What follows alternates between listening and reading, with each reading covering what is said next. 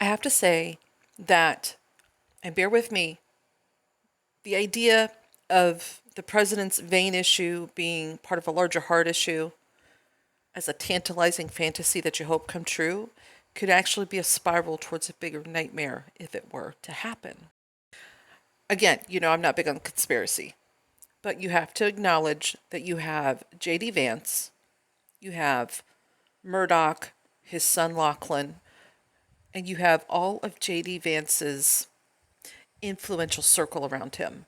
This putz that loves couches is not the putz he tries to play across.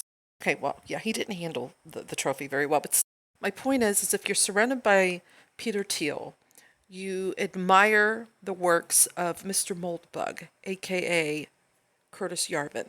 Basically, run with a CEO, shareholders, and no vendor input.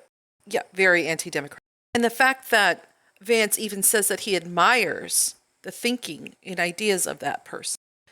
Remember, if they were to Amendment 25 Trump or something happens to Trump, and J.D. Vance assumes the presidency with less than 2 years left in Trump's original term, okay, he would serve the remainder of the term and still be allowed to run 2 more times for office. Yeah, nearly a decade of that motherfucker if he wins every time. If Trump were to leave and Vance takes over with more than 2 years left in the term, then he could only run 1 more time. But again, this whole situation is not good just because this guy is all about Moldbug and that philosophy that's very anti-democratic in governance. This is like a nightmare because even knowing Trump's going to likely finish his full term, Vance is going to run for 2 more. And he's already been meeting with Rupert Murdoch and Lachlan Murdoch privately.